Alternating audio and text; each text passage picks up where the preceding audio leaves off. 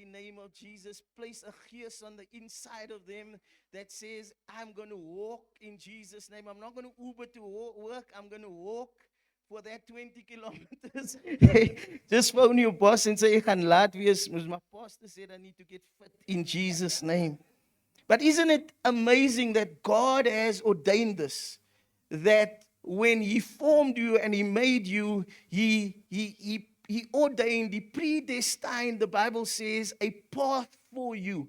And the word in Hebrews, it says it is a race. And then it says, how do we run this race? We run this race, the Bible says, by keeping our eyes on Jesus, the champion who initiates and who perfects our faith. Somebody say amen, hallelujah. We keep our eyes fixed on Jesus. 1 Samuel 18, verses 5 to 9. I'm reading from the Message translation. Look at what it says. It says, whatever Saul gave David to do, he did it, and he did it well. So well that Saul put him in charge of his military operations. Everybody, both the people in general and Saul's servants, approved of and admired David's leadership. As they returned home after David had killed the Philistine, the women poured out of the villages of Israel singing and dancing, welcoming King Saul with tambourines, with festive songs and lutes in playful frolic. The women sang. They were joyful. Saul kills by the 1,000. David by the 10,000. I want you to hear this. This made Saul angry. Very angry. He took it as a personal insult. He said they credit David with 10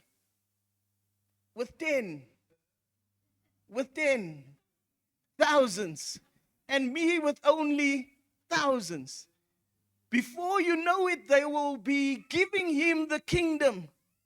Let's watch the last part of the scripture. From that moment on, Saul kept his eye on David. From that moment on, Saul kept his eye on David. I want us very quickly to see these two scriptures in parallel. You see, the writer to the Hebrew church, he tells us that we are to run the race of Christ, that Christ has set before us, and that we are to do it by keeping our eyes on Jesus. But in 1 Samuel, we now see a living example of the scripture in Hebrews, because now we're going to use Saul as a case study. And we see that Saul does not run his race with his eyes on God. He doesn't run his race with his eyes on Jesus, his champion. But the Bible says that he keeps his eyes on David. And he does this after the woman compared him to David. Now, I love track and field. I know that I don't look like it. But even I used to run, bro. I used to run, and I ran quite well. And so I loved track and field. And especially at school, I even did some at varsity. And so I love it. Me personally, I love running. So I associate with everyone that had their hands down, that said they like cardio. That's me. You're my people. Hallelujah. You're my people. Everyone that likes running, you on my side this morning. And so I'm going to share a secret this morning, Kenny. And don't laugh at me. But when I go to gym, and so I can't wait to actually go to gym with Ethan and with Denzel, because I hear the two of them are gymming together. I can't wait to go to gym with him. Because when I go to gym, Pastor Audrey, and I get on a treadmill, I look to the left and to the right, And I hope and I pray that it's someone older than me. I pray for a 25-year-old to come run next to me, because as far as I'm concerned, they don't know it, Chandra. They don't know it. But in my mind, it's on. In my mind, man, the Olympics has begun. And this is my way, Janine, of motivating myself to get through that 30 minutes of cardio, because, man, I run and I feel like I've been running for 3 hours, and I look on the clock and it only says 3 minutes. And so what I do is I cover the timer in Jesus' name.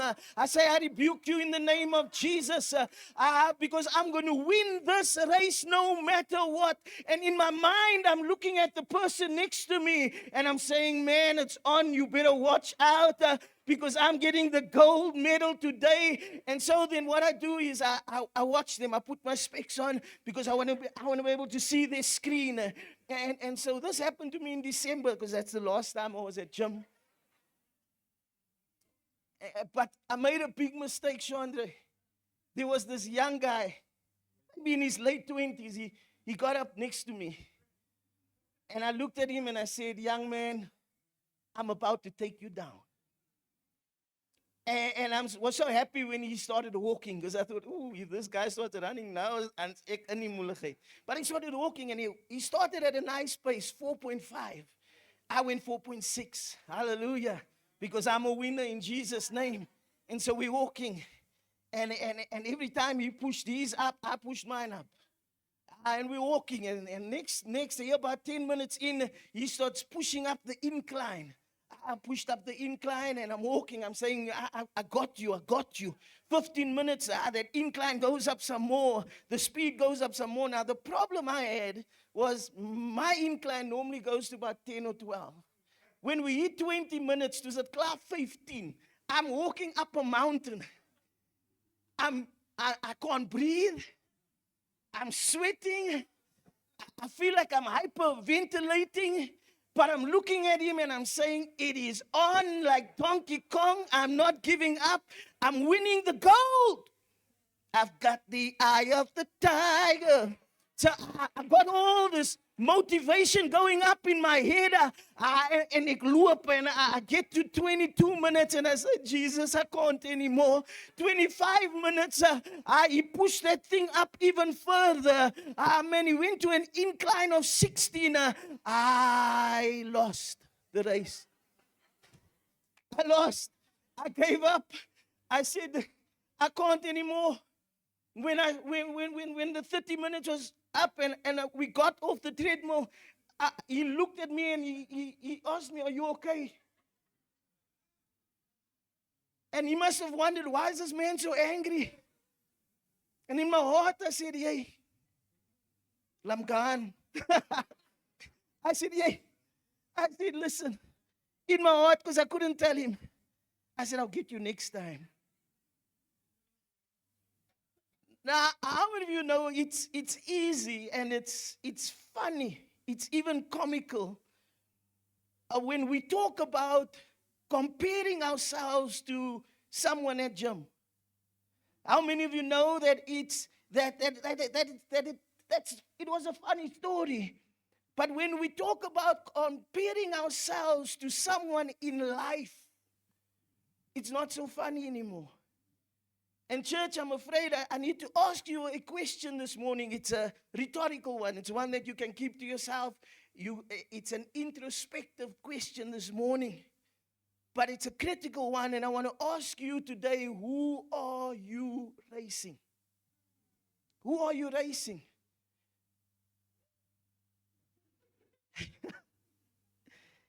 and whenever I do this, I think, you know what? When you get on a treadmill, there's something about a treadmill that we need to understand. A treadmill you can get on, it requires, when you start walking or running, it requires a lot of sweat. There's a lot, sometimes even tears. And there's a lot of movement on a treadmill, but you're not going anywhere. When you get off that treadmill, you feel like you were running to Cape Town, but when you get off that treadmill, you're right there where you started. And to me, it's almost a perfect metaphor for comparison. Because, man, you end up exerting so much physical, emotional, and even mental energy trying to keep up and trying to compare yourself with someone else, only to find that you stay in exactly the same place where you started. Comparison will never ever move you forward. And I found that even in my own life, as I'm running my race that God has set before me, that when I keep on looking at other people in the lanes beside me, and I believe this is one of the enemy's number one weapons, it is a weapon of mass distraction. It is also a weapon of mass destruction. And when we take our eyes off our race and we look at somebody else and we compare ourselves with that person, it is the number one weapon that the enemy will use to distract you from fulfilling the destiny and the plan and the purpose that God has for your life. And no wonder Satan uses this weapon, because how many of you know it was comparison that got him kicked out of heaven? The Bible says that he was a conduit for the glory of God. He was heaven's praise and worship leader. Praise and Pastor Shaman can minister on this one day. No pressure, hallelujah. But praise, man, it was on the inside of him. But the reason for him being a conduit of the glory of God was to give that glory back to God. But Satan now looks at God and he begins to compare himself with God. And he says, I will rise up above the throne of the Almighty. And when he did that, when he compared himself with God, he got kicked out of heaven. Why? Because he lost sight of his own purpose and his own destiny. And he looked at somebody else's race. And he says, man, I don't care about my race. I want what you have in Jesus' name. And what happened was he got kicked out. He lost his destiny. And now his job is to kill. His job, according to John 10 verse 10, is to kill, it's to steal, and to destroy. Every single one of us. And that is exactly what comparison does. See, when you compare yourself with somebody else, it's going to kill your joy. It's going to destroy your peace. It will steal everything from your life. As a matter of fact, comparison is like a cancer to contentment. You will never feel content the more you look at the lives and compare your life to the life of someone else. The Bible says it this way. It says that godliness with contentment is great gain. It is great gain. You can't be content when you are comparing yourself to someone else. The Apostle Paul says this, and he says this in 2 Corinthians 10 and verse 12. When he is speaking to the church in Corinth, he's bringing some order into the church. He begins to tell them that to compare yourself to someone else is the opposite of wisdom. I want to read the scripture to you. 2 Corinthians 10 and verse 12. Listen to what it says. He says, we do not dare to classify or compare ourselves with some who commend themselves. When they measure themselves by themselves and they compare themselves with themselves, listen to the last part, they are not wise. Paul says you are ignorant. He says you are not wise if you are comparing your life to someone else's life. And you know why he says you are ignorant? Is because comparison will consistently cloud the clarity of God's call on your life. Can I say that one again? Because that's a good one. Comparison will consistently cloud the clarity of God's call on your life. In other words, what I'm saying is, if you ever want to be confused about what God has called you to do, then it starts when you start comparing yourselves with somebody else. You and I, we have been called. Can I just establish that this morning? If you are in the house of the Lord today, there is a call of God upon your life. There is a purpose that God has placed on the inside of you. Our God is so awesome that when He placed you on this planet, He placed you with purpose on the inside. Hallelujah. And you know what? He didn't place you on this earth just to take up space. No, when He created Carly, He said, I'm placing a destiny, I'm placing purpose on the inside of her. She's not just here to take up space, but she's here to fulfill the plan, the call, the purpose that I have for her.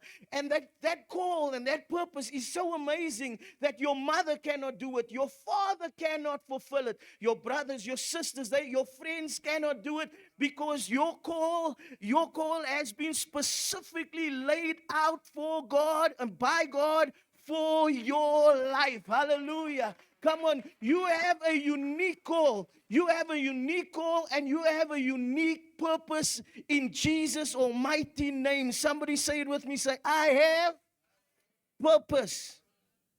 Hallelujah. And what I love about God is that He gives you everything that you need to fulfill the call. Everything that Carly needs in order to fulfill the purpose and the call of God on her life, God has already placed it on the inside of her. Every gift, every ability, every talent has already been given to you. Hallelujah. Hallelujah. And that tells me something else about God. That tells me that the God that we serve is a just God. Because if He was unjust, He would have given you assignment with no tools. But when God calls you and He equips you to do what He has called you to do, that is why the Bible says that God, He who begins the work on the inside of you, He is faithful to complete that work within you, because everything you need, hallelujah, has been locked up on the inside of you. So, if God wanted you to be taller, He'd have made you taller. He said, oh, ik bly so klein. If He wanted you to be cuter, He'd have made you cuter. If He wanted you to be shorter, He'd have made you shorter. If He wanted you to be black, He'd have made you black. If He wanted you to be white, He'd have made you white. If He wanted you to be colored, I wear my massacre. Then He would have made you colored in Jesus' name. Hallelujah. Everything you need is already within you. And so I want to encourage you to stop complaining to the Master about the pieces in your life that you don't like. And start praising Him that He has made you a masterpiece in Jesus' name. Can I say that again this morning? Can I encourage you? Can I urge you? Can I beseech you? Can I beg you? That is what Paul says. Can you stop complaining to God about the pieces in your life that you don't like? And won't you just start praising Him and saying, Father, I want to thank you that I am a masterpiece. Hallelujah. Can I say it this morning? You are a masterpiece. You are one of a kind. According to Psalm 139, you have been carefully, meticulously made by the hand of God Himself. You one of a kind. And so can I encourage you, be you in Jesus' name. You know what? I will be a bad Pastor Sharman. I will be a very, very bad T.D. Jakes. I don't think I'll be a very good Joyce Meyer, but I will be the best Pastor Ash. Hallelujah. Stop comparing yourself to others. This morning, you got to say it with me. You got to believe it with me. You got to say it and believe it this morning. Say, I am a masterpiece. Come on, you need to say it like you mean it this morning. Say, I am a masterpiece. Hallelujah. Whether you realize it or not, this is not a feel-good statement that I'm making. It is not to help you with self-talk. This is scriptural. Because the Bible tells us in Ephesians 2 and verse 10, it says, for we are God's masterpiece. Hallelujah. It's not something that I've made up this morning to encourage you. It comes directly from the Word of God, and I'm here to, man, I need this revelation to hit your heart this morning that you are special. Hallelujah. That you are called, that you have a purpose, that God's got a plan for your life, that you are a masterpiece. You are the workmanship of God in Christ Jesus. Hallelujah. Picasso has got nothing on you, baby. Hallelujah. Because the artist that put you together, the Bible says that he sculpted the sky and the stars and the universe. And when he made you, he formed you in your mother's womb. And he looked at you and he said, man, I'm going to make you different. And once I have made you, Salome, I'm going to break the mold because there's only going to be one Salome in Jesus' name. There's only going to be one Ashley in Jesus' name. And so when God made you, He made you beautiful. You are a masterpiece. Hallelujah. Hallelujah. I'm going to say it more because you need to believe it this morning. It says, He created us anew in Christ Jesus so that we can do the good things He planned. I love that word. He planned for us to do long ago. God is a planner. God is strategic. He plans. Jeremiah 29 and verse 11 says, I know the plans I have for you, says the Lord. Plans for your well-being and not for trouble, to give you a future and a hope. Hallelujah. God has a plan for you, and it is for your well-being. It's a plan that does not bring trouble. When you decide, God, I'm going to run my race, and I'm going to fix my eyes on Jesus, and as I run my race, your plans for my life is going to come to pass. I promise you that things is going to start going well for you. When you say, Lord, I commit my life to you, I'm going to give it to you, and I'm going to run the race that you have for me. Dinge gaan regkom in Jesus' naam. Things is going to start to change in your life. You know why? Because your focus is in the right place. You're saying, God, I'm keeping my focus fixed on Jesus. He is the champion of my faith. He is the pioneer. We're going to talk about that later. He is the pioneer of my faith. And if God has planned your life, you know what that means? It means that is why the accident didn't kill you. That is why that sickness didn't destroy you.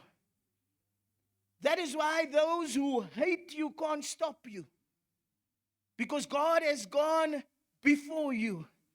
And He has strategically planned a path that you are to go on. Hallelujah. He is not just the author and the finisher, not just the champion, but He is the pioneer of our faith. He sent Jesus. The King sent His Son to make and to blaze a path for you and for your destiny. You know, the picture that the Hebrew writer had was of someone making a path through a bush where there was no path before. That is what Jesus did. Jesus reconciled us to God by blazing and making a path even where there was no path. And we are able to fix our eyes on Him and follow Him, hallelujah, with confidence and with faith, because He's the pioneer of our faith. Hallelujah. And that is why you and I, we can run with confidence. I love when the announcer of the Empire and track and field, when he says, on your mark. I love when he says that, and notice he says on your mark. He doesn't say on their mark. He's looking at you and he's encouraging you to get ready to get into your lane and to focus on your lane. How many of you know lanes have two lines? Just like we have two destinies. The first destiny that we have as believers is a universal destiny. You might ask me this morning, you say, Pastor, what is my purpose? What is my destiny? And I can tell you universally what your destiny is. Your destiny and my destiny is, number one, to become more and more like Jesus. That is our destiny. As soon as you become born again, as soon as you become a child of God, your destiny on a daily basis is to say, I want to become more like Jesus. That's your universal destiny. And then the other line represents your personal destiny. And your personal destiny is, I don't want to be like anyone else. My first destiny is to be like Jesus, but my second destiny is to be me. My second destiny, my personal destiny, is to be all that God has called me to be. I don't want to be like Grant. I don't want to run in Grant's lane. I want to run in my lane. I want to stay in my lane. Why? So that I can fulfill the plan that God has for me. I don't know if you've ever been stuck in bad traffic. It's like this year was, please pray for me, thank you. I'm asking you to pray for me, pray for your pastor. We were very excited when Alexa did well in Matric, and we were very excited when the university accepted her. And then the reality of that excitement hit me in Jan, because now every day I'm stuck in traffic. Lord, help me. To university, I tried all the routes, Pastor Sherman. I tried going Bayers. Then and the best route is and then I tried going through the suburb and get to the end of Bayers. But Pastor Audrey, if there's a robot out, he's klar. And then I found that this year Ontdekkers is the best route for me. And the sad thing in the morning, it does not matter what time you leave, you're going to get traffic. And you're going to get bad traffic. And have you ever noticed, Liesel, that when you're in bad traffic, every other lane feels and looks like it's going faster than your lane. You decide, I'm going into the middle lane. And then you see the middle lane is moving, my bro. So you go into the middle lane and then it stops. And dan gaan die lane. En dan gaan die lane. And I've seen people cause accidents because they don't want to stay in their lane. And they want to go and they want to get into somebody else's lane. Trevor, you're a runner. And please keep on running, because your wife says when you run, you come home happy. Hallelujah. Amen. But Trevor, you can bail me out. When you run, you can run like this, but you can't run like that. You can't run looking into somebody else's lane. Can I prophesy to you this morning? It's not even a difficult prophecy. But if you keep on running like this, you can fall.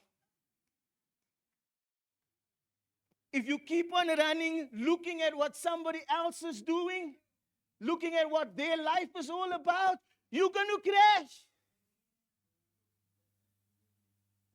I'm happy if I don't get a lot of amens this morning. But can I encourage you? Stay in your lane. Hallelujah. You're a masterpiece. You've got a call. You've got a destiny. God has placed it on the inside of you. You don't have to run like Usain Bolt. Just stay in your lane. You don't have to run like Trevor. Just stay in your lane. You don't need what they have. Just stay in your lane. Trevor's got a new Mercedes. Kyk die krokkie wat ek het. And you don't appreciate anything anymore because your eyes is not on your lane. Your eyes is in the life of somebody else.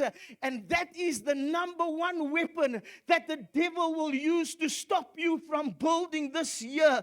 That is the number one weapon the enemy will use against you to confuse you and to get you confused and to get you to complain about your life. I don't need anyone else's life. I just need to stay in my lane.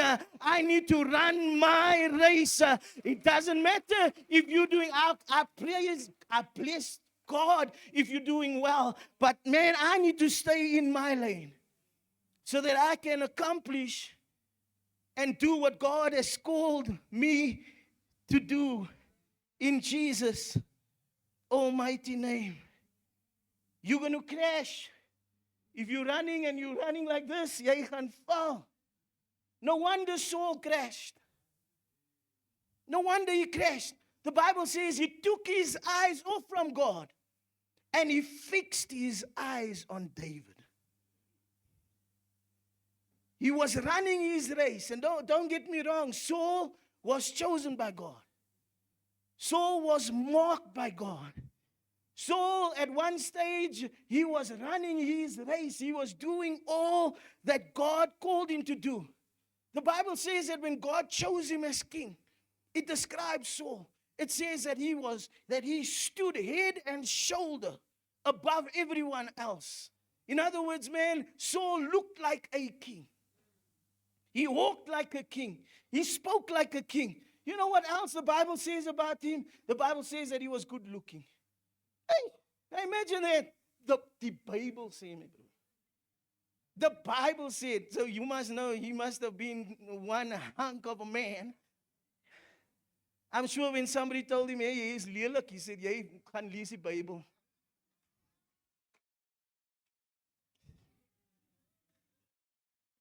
If the Bible tells you you're good looking, nobody can tell you you're ugly. I'm telling you now. And so Saul, when he began his race, man, he began well. He ran in his own race. He was anointed by God and he was appointed to be the very first king of Israel. He was blessed to be king. But there's something that I found out and that we need to be careful of, especially when we have the blessing and the favor of God on our lives. Don't let the blessing blind you to the blesser. Because when the blessing of God, jy kom hier in kerk, jy niks nie. You went through a hard path in life. And we talk, we preach build, we preach restoration. And God is going to start restoring you. Because God and the presence of God will always respond to his word. Hallelujah. Let there be light. There was light. Because when God speaks, the Holy Spirit follows. And so when God speaks words of restoration in the house of God, you're going to be restored. You're going to be blessed. But when you are blessed, don't let your blessing blind you from the blesser. Because what so often happens, and this is what happened to Saul. Saul was like, I'm blessed, I'm king, I'm the first king of Israel, you will bow down to me. And Saul forgot all about the blesser. Instead of focusing on Jesus, the author and the finisher of our faith, he just focused on the blessing. He focused on his position. He focused on his title. And that is when God just stopped it. God said, listen, man, if you can't focus on me, then I'm going to cut it off right here. And he did. And he did. And it wasn't just cut off from him. Even Jonathan died. Jonathan was supposed to be the next king of Israel, but he never became the next king of Israel because his father took his eyes off from God and his focus was on the blessing and on the things of God, and God stripped him from that blessing. But there was another young man. He was in the hillside in Jerusalem, and he didn't care about titles. The only thing he cared about was the presence of God. His name is David. He cared, man, he cared even when his own family, when they pushed him away. David went into the field with his harp. and he would play and he would sing love songs to God. The only thing that David, he said in Psalm 27, he says, there's one thing that I desire. He says, it's not to be king. It's not to have status. It's not to have money. He says, the one thing I desire, and that one thing will I seek, that I may be in the house of the Lord, in the presence of the Lord all the days of my life. That was David. David, man, just wanted to be in God's presence. And so it's interesting that when his father sends him a WhatsApp, his father said, David, I need you. You need to go to, and this is Pastor Ashley's version of the Bible. His father sends him the message and says, I need you to go and take some ham and cheese sandwiches and some wine and some nice things to your brothers because they are fighting against the Philistines. And so David, because he's not into titles, he takes up the Uber Eats mandate and he packs his I almost said his vanchi. He packs his wagon and he comes here as a vanchi. He packs his wagon with cheese and with ham and with bread and now he's on his way to the battlefield. And we know the story. When he gets to the battlefield, he hears Goliath. He hears this giant. And so David gets angry. And he says, who is this uncircumcised Philistine? David was a gangster. He was swearing biblically. He was saying, BSJ. He says, who is this uncircumcised Philistine? Then he stops and he says, hey, what am I going to get if I take him down? They said, hey, now you're going to get the king's daughter, and you don't have to pay any taxes. He says, you keep my harp as a belief. Where's my weapons? He says, where's my sling? He says, because that's enough motivation for me to take down this giant. And so David goes and he puts one stone in the sling. And man, he starts swinging that thing. And we know what happens is that when that stone is released, it hits Goliath on the forehead. And Goliath goes falling down. And something happens in David's life when that giant comes down. It is a moment of destiny for David. Because now, man, God elevates David. God takes him from a shepherd boy. God takes him from somebody that his own family wanted nothing to do with him. God takes that shepherd boy and God elevates him. God promotes him in Jesus' name. Why? Because of a moment of destiny. I prophesy that your moment of destiny has come in the name of Jesus, that just like God marked David, that God will mark you and that God will lift you up and that he will lift you up into the position that you have been called to be, that he will lift you up out of poverty, that he will lift you up out of the mighty clay, and that he would set your feet on a rock. I prophesy this morning that you would step into your moment of destiny. God has a moment of destiny for each and every one of us. Even if it's happening to somebody else, you got to keep your eyes fixed on Jesus and you say, God, give me my moment. Saul had his moment on the road to Damascus. God hit him off the horse. Man, he went blind. They prayed for him. The Bible says that the scales fell off his eyes, and when his eyes opened, God elevated him and he stepped into the destiny that God had for him. I pray this morning that you would step into everything that God has called you to step into in Jesus' almighty name. Hallelujah. Hallelujah. Hallelujah.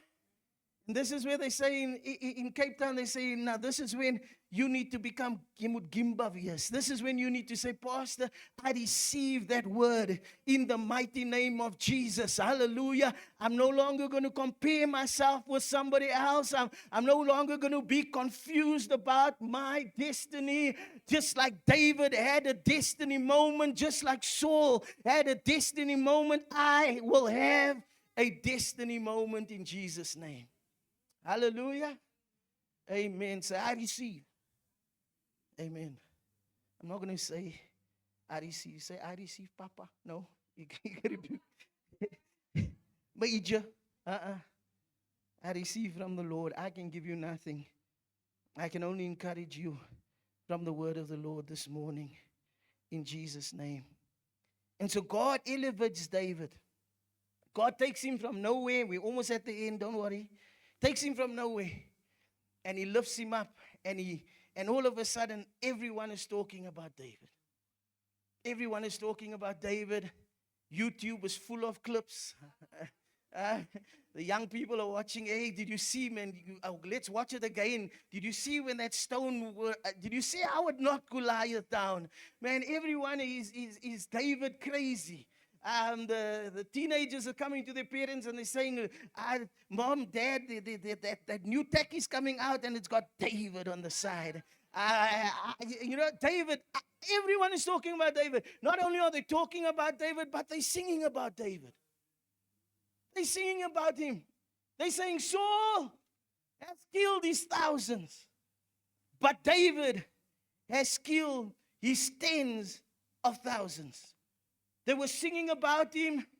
Saul heard the song. And the Bible says that Saul took it as a personal insult. And we can learn something about Saul, about what he says. He says, hey, they say David has killed 10,000s, but me, I've killed thousands. David has killed 10,000s, but me, I've killed thousands.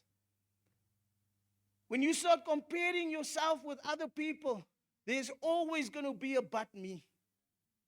There's always a but me. He was like, hey, David killed 10,000, but me, I only killed thousands. And so he starts comparing himself with David, and he says, something is not right here. Have you ever been around but me people? Huh? It doesn't matter, man, it doesn't matter how quiet your story is. If you tell it to a but me person, everything becomes personal. It has to come back to but me. Huh? But me people that are comparing themselves to other people, they can never ever enjoy your success. They'll never enjoy your success. They'll never enjoy your victory. You phone them and you say, I am a chummy. I just want you to know you're the first person that I'm calling. I didn't even call my hubby yet. I'm calling you because you know what? I got the promotion and it came out of nowhere. Chummy say, no, Kwai. I'm happy for you. You put the phone down and she's like, yeah. But me? What about me? Her blessing came out of nowhere. I've been fasting and I've been praying and I've been declaring scriptures. But me? You can't even celebrate somebody else's victory because you're comparing yourself with somebody else. You go on a holiday, quiet holiday. Die Here maak 'n deur oop vir jou. Man, God blesses you and your family. Julle gaan nice na toe. Yeah. Julle say, yeah, we're going to see the beach. You're riding and you're driving, you're going through the mountains. Alles lyk mooi. Then when you get there and you're in your hotel and you take pictures because you're like, I need to put this on the gram, hallelujah. And then as you're loading it onto the gram, your friend's pics come up. And your friend is in Mauritius. But And all of a sudden, you look at your holiday, and your holiday means nothing. Jy's na reg deur die holiday. Your children, nobody can enjoy themselves because why didn't I get a holiday in Mauritius? Ek is in die Knysna. Ek sit in die Joburg. You in Eisner, but you can't appreciate your blessing because your eye is not on you. Your eye is on somebody else. You're not running in your lane. Tell your neighbor, say, stay in your lane, stay in your lane, stay in your lane, stay in your lane, stay in your lane. If you stay in your lane, you will appreciate the blessing and the favor that God has given you. You will appreciate your wife. You will appreciate your children. When you stay in your lane, you're not going to desire what somebody else has. Because you understand, I'm fixing my eyes on Jesus. I'm running my own race. I'm not going to crash in Jesus' name. I'm not going to become jealous because I am where I am because God has planned my life for me. Don't let anybody look down on you and say, hey, jy kom aan nuclear. Huh? I am a masterpiece. Bly jy maar in die sente na waar die ruit so hoog is.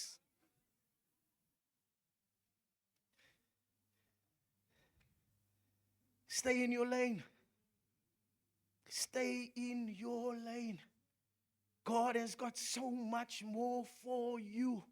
In Jesus' name. This year we're building. We believe in God that God, we're trusting you to build our lives. But the enemy will use a weapon of comparison against you. He will use that weapon to confuse you. He will use that weapon to dull your senses. He will use that weapon so that you cannot see the blessing of God that is upon your life. Because you're looking at everyone else. Can't even enjoy the wedding. Yes, sis. Jou beste vriend se dogter wat trou. She's by the altar. She's at the altar.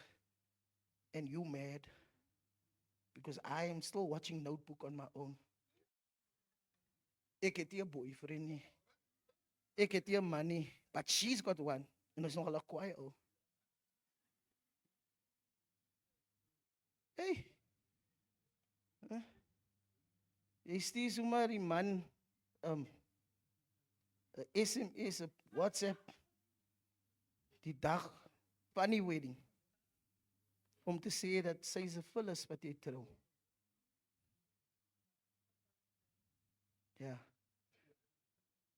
Because your eyes is not fixed on Jesus. Can I give you 3 warning signs quickly and then we're done? 3 warning signs that you have but me glasses on. Number 1 is you can't celebrate the successes of other people. If you can't celebrate somebody else's success, but me, you got to check your heart. You got to check your life. And you got to say, God, I don't want to crash, Father God. Amen. Number 2, you stingy and selfish with your comments. You can't say nothing nice about other people, but me. The third one, and this one is one that we really need to look at. If anyone in your life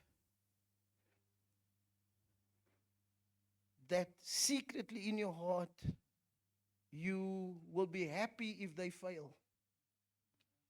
You'll be happy if something goes wrong in their lives. Then you got but me glasses on.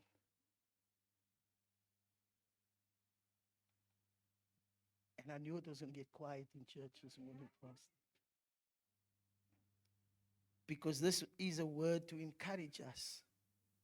To encourage us to say, Lord, if this is me, Father God, today I am deciding to stay in my lane. I'm not going to run like this. I'm not going to change lanes. I'm going to stay in my lane. And it's sad that today we obsessed with this thing.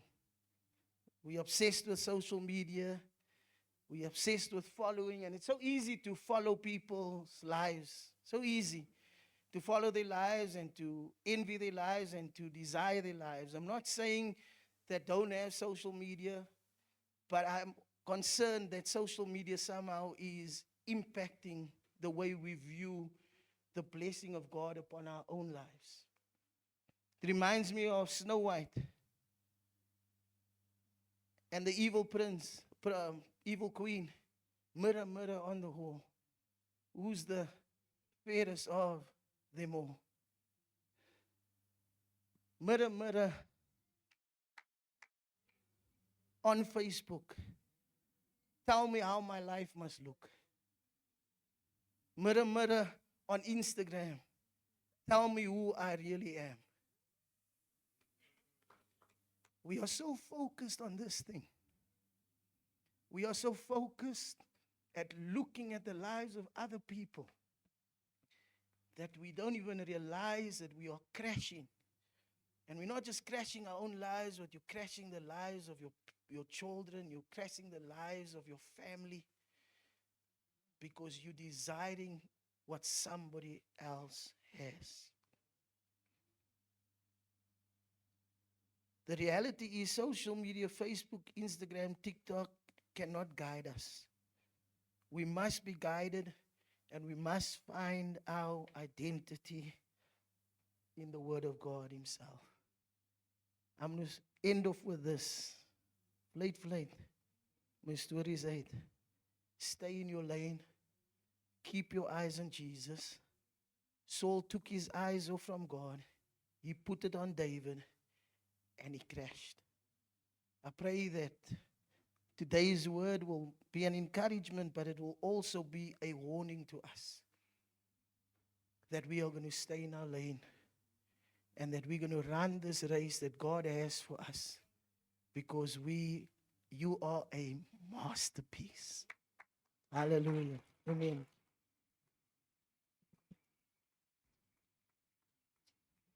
Amen, amen, amen.